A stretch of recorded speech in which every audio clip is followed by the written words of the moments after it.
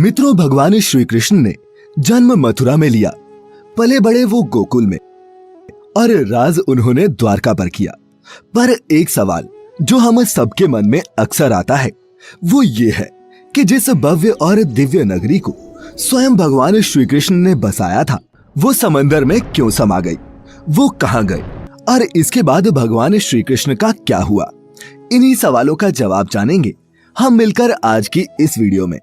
नमस्कार और स्वागत है आपका द डिवाइन टेल्स पर एक बार फिर।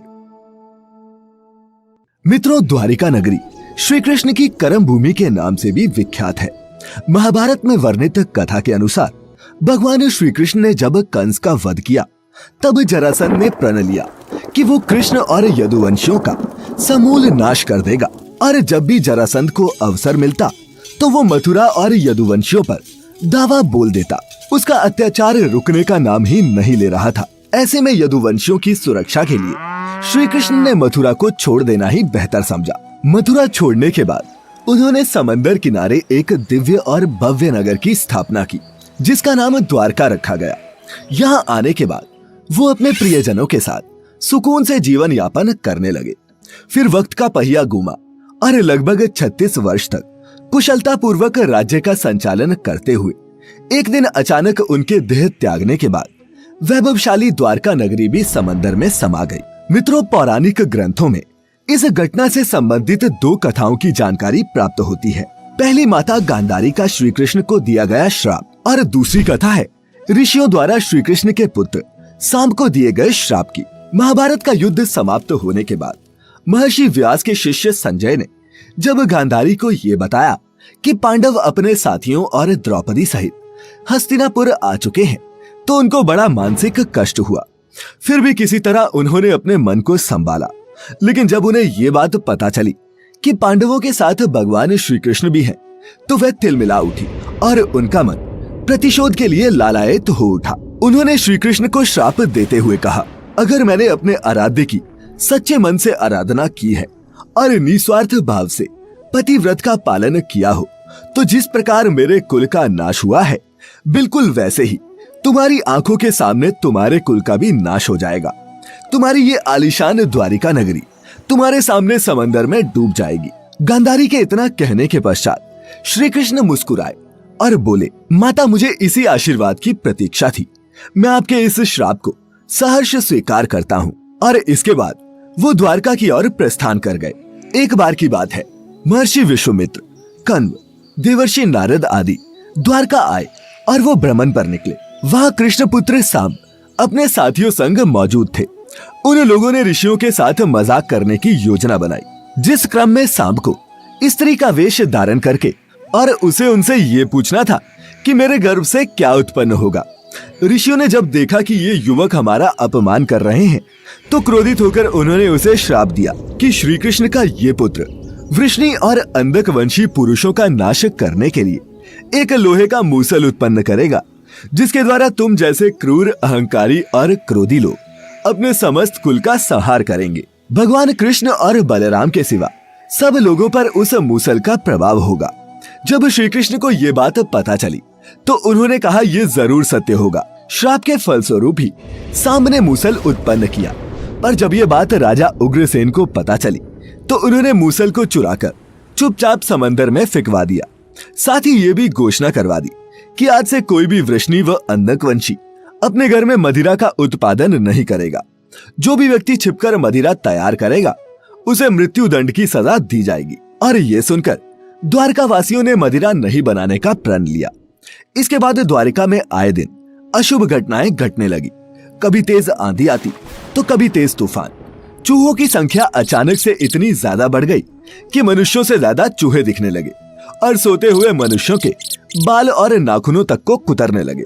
सारस उल्लुओं की और बकरे गीदड़ों की आवाज निकालने लगे। पूरी द्वारिका नगरी में अजीब सी घटनाएं घटित होने लगी। गायों के पेट से गधे, कुतियों से बिलाव और नेवलियों के गर्भ से चूहे पैदा होने लगे। यदुवंशी तामसिक क्रियाओं में संलिप्त रहने लगे। फिर जब भगवान कृष्ण ने नगर में होते इन अपशकुनों को देखा तो उन्होंने सोचा कि कौरवों की माता गांधारी का शाप सत्य होने का समय आ गया है। इन अपशकुनों को देखकर तथा पक्ष के 13वें दिन अमावस्या का संयोग जानकर श्री कृष्ण काल की अवस्था पर विचार करने लगे। उन्होंने देखा कि इस समय वैसा ही युग बन रहा है जैसा महाभारत के युद्ध के समय बना था। और फिर गांधारी के श्राप को सत्य करने के उद्देश्य से श्री कृष्ण ने यदुवंशियों को तीर्थ यात्रा करने की आज्ञा दी। भगवान कृष्ण की आज्ञा से सभी राजवंशी समंदर के तट पर प्रभास तीर्थ आकर निवास करने लगे। प्रभास तीर्थ में रहते हुए एक दिन जब अंधक व वृष्णिवंशी आपस में वार्तालाप कर रहे थे, तभी सात्यकी ने आवेश में आकर कृतवर्मा का उपहास और अनादर कर दिया। कृतवर्मा ने भी कुछ ऐसे शब्द मुख से निकाल दिए जिनसे सात्यकी का क्रोध 7वें आसमान पर पहुंच गया और उसने कृतवर्मा का वध कर दिया। ये देख अंधक वंशियों ने सात्यकी को चारों ओर से घेर लिया और उन पर आक्रमण कर दिया। इस दृश्य को देखकर श्री कृष्ण के पुत्र प्रद्युम्न उनकी सहायता के लिए दौड़े। सात्यकी और प्रद्युम्न अकेले ही मोर्चा संभाल रहे थे, लेकिन अंधक वंशियों की संख्या अधिक होने के कारण उन्हें पराजय का सामना करना पड़ा और अंत में वो उनके हाथों मारे गए। अपने पुत्रों की मृत्यु से श्री कृष्ण को अत्यधिक क्रोध आया और उन्होंने एक मुट्ठी घास उखाड़ ली। जैसे ही घास हाथ में आती वह लोहे का मूसल बन जाती। मित्रों, ऋषियों द्वारा दिए गए श्राप के कारण ही ऐसा हो रहा था। मूसल इतना ज्यादा शक्तिशाली था कि उसके एक ही वार से किसी का वध हो सकता था और इस प्रकार यदुवंशी आपस में ही युद्ध करके मरने लगे। श्री कृष्ण के देखते ही देखते साम, चारुदेशन, अनिरुद्ध और गद की मृत्यु हो गई। इसके बाद श्री कृष्ण का रौद्र रूप देखने को मिला और उन्होंने सभी सूरमाओं का वध कर डाला। अंत में श्री कृष्ण और उनके सारथी दारुक ही शेष बचे। भगवान कृष्ण ने दारुक से कहा, तुम इसी क्षण हस्तिनापुर जाओ और अर्जुन को सारी घटना विस्तार से बताकर उसको यहाँ ले आओ। दारुक ने उनकी आज्ञा का पालन भी किया। इसके बाद श्री कृष्ण बलराम को उसी स्थान पर रहने के लिए कहकर अपने महल वापस लौट आए और पिता वसुदेव को सारी घटना से अवगत कराया, जिसको सुनकर उन्हें बहुत दुख हुआ। श्री कृष्ण ने अपने पिता से बोला कि जब तक अर्जुन नहीं आ रहा तब तक स्त्रियों की रक्षा का दायित्व आप संभालिए, क्योंकि वन में बलराम प्रतीक्षारत है। मैं उन्हीं के पास जा रहा हूँ। नगर में स्त्रियों की चीख पुकार मचनी शुरू हो गई। ऐसे में श्री कृष्ण ने स्त्रियों को सांत्वना देते हुए कहा कि घबराइए मत, अर्जुन आने वाले हैं और वे सब संभाल लेंगे। इतना कहकर वे वन की ओर चल पड़े। जब कृष्ण वन में पहुंचे तो देखा कि बलराम जी समाधि में लीन हैं। अचानक ही उनके मुख से एक सफेद रंग का सर्प निकला और समंदर की ओर चला गया। मित्रों, वो कोई सामान्य सर्प नहीं था, क्योंकि उसके हजारों मस्तक थे। और इतना ही नहीं, समुद्र ने स्वयं प्रकट होकर उस शेषनाग का अभिवादन किया। कुछ ही देर में बलराम ने अपने शरीर को त्याग दिया। श्री कृष्ण उस सूने वन में अकेले विचरण करते हुए गांधारी के श्राप के बारे में चिंतन करने लगे और अपनी इंद्रियों को संयमित करते हुए महायोग की अवस्था में धरती पर लेट गए। तभी जरा नामक एक शिकारी अपने शिकार की तलाश में वहां आ पहुंचा। दूर से उसे लगा कि वहां कोई हिरन है और उसने बाण चला दिया, परंतु जब वह अपने शिकार को पकड़ने के लिए आगे बढ़ा तो वहां श्री कृष्ण थे। ये देखकर उसे बड़ा पछतावा हुआ। भगवान ने उस शिकारी को आश्वासन दिया और स्वयं परम धाम चले गए, जहाँ कई मुनि और देवताओं ने उनका भव्य स्वागत किया। फिर वो शिकारी हस्तिनापुर गया और पांडवों को पूरी घटना की जानकारी दी, जिसे सुनकर पांडव बड़े दुखी हुए। दूसरी तरफ अर्जुन भी द्वारका पहुंच गए थे। वहां की स्थिति देखकर उनके मन को बड़ा क्षोभ हुआ। श्री कृष्ण की रानियों ने जब अर्जुन को देखा तो उनकी आंखों से भी अश्रु की धारा निकल पड़ी। इस दृश्य को देखकर अर्जुन की आंखें भी नम हो गई। वहां का पूरा माहौल ही शोकमय हो गया। वसुदेव भी वहीं उपस्थित थे। उन्होंने अर्जुन को श्री कृष्ण का संदेश बताते हुए कहा कि द्वारिका नगरी समुद्र में डूबने वाली है, इसीलिए आप नगर वासियों को लेकर किसी सुरक्षित स्थान पर चले जाएं। वसुदेव जी की बातें सुनकर अर्जुन ने दारुक से सभी मंत्रियों को बुलाने के लिए कहा। मंत्रियों के आते ही अर्जुन ने कहा कि मैं सभी नगरवासियों को यहाँ से इंद्रप्रस्थ ले जाऊंगा, क्योंकि शीघ्र ही इस नगरी को समंदर अपने में समा लेगा। इसके बाद सभी मंत्री तुरंत अर्जुन की आज्ञा के पालन में जुट गए। अर्जुन ने वह रात श्री कृष्ण के महल में ही बिताई। अगली सुबह श्री कृष्ण के पिता वसुदेव जी ने भी प्राण त्याग दिए।